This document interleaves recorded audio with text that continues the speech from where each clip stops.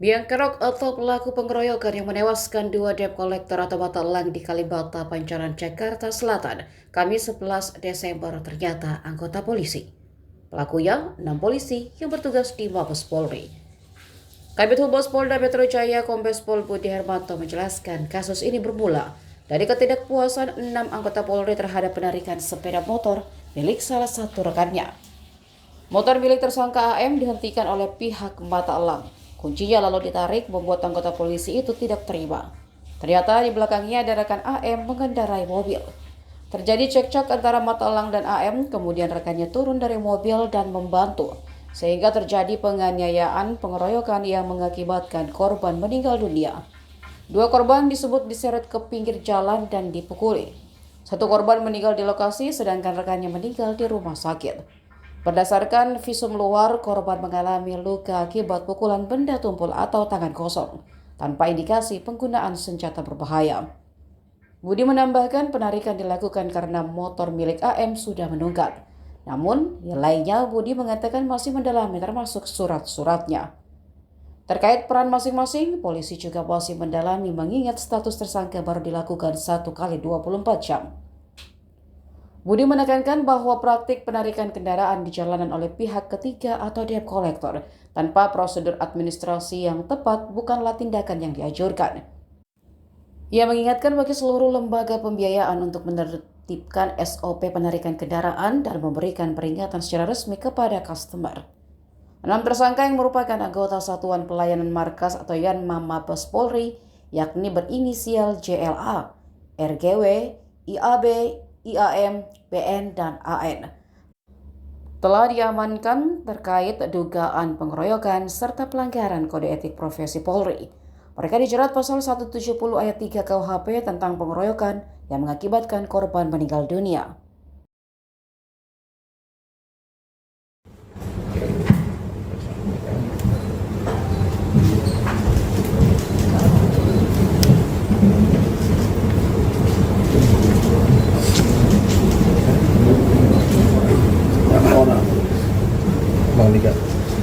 Bang Dika.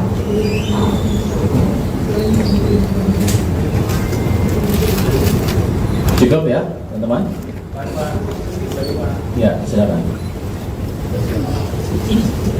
Baik, silakan.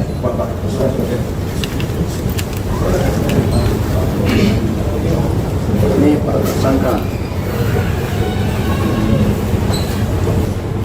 Didapatkan hasil bahwa telah ditetapkan 6 orang anggota Polri. Di sini adalah anggota pada Satuan Pelayanan Markas di Mabes Polri sebagai terduga pelanggar atas nama Brigadir IAM, Bribda JLA, Bribda RGW, Bribda IAB, Bribda BN, Bribda AM berdasarkan alat bukti yang telah didapat terhadap 6 terduga pelanggar telah cukup bukti melakukan dugaan pelanggaran kode etik profesi Polri. Berdasarkan pasal 17 ayat 3 Perpol nomor 7 tahun 2022 tentang kode etik profesi dan komisi kode etik Polri, perbuatan yang dilakukan dengan sengaja dan terdapat kepentingan pribadi dan atau pihak lain dan berdampak terhadap masyarakat, institusi, dan atau negara yang menimbulkan akibat hukum, maka terhadap perbuatan 6 terduga pelanggar masuk dalam kategori pelanggaran berat.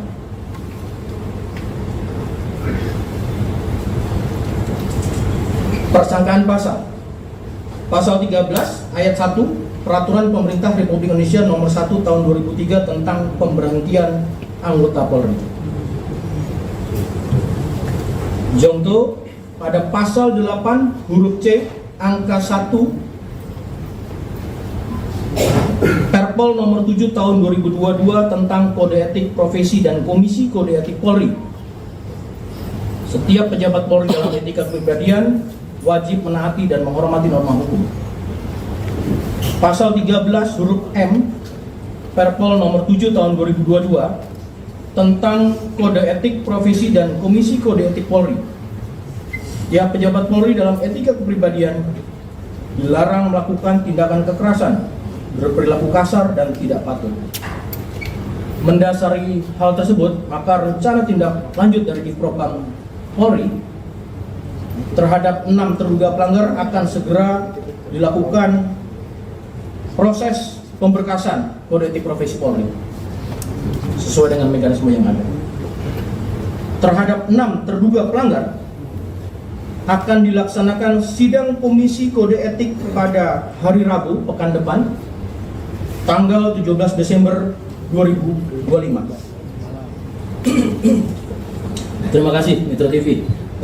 Pertama, pertanyaannya terkait dengan apa kaitan peristiwa ketika kedua debt collector korban memberhentikan kendaraan. Jadi kendaraan tersebut betul digunakan oleh anggota,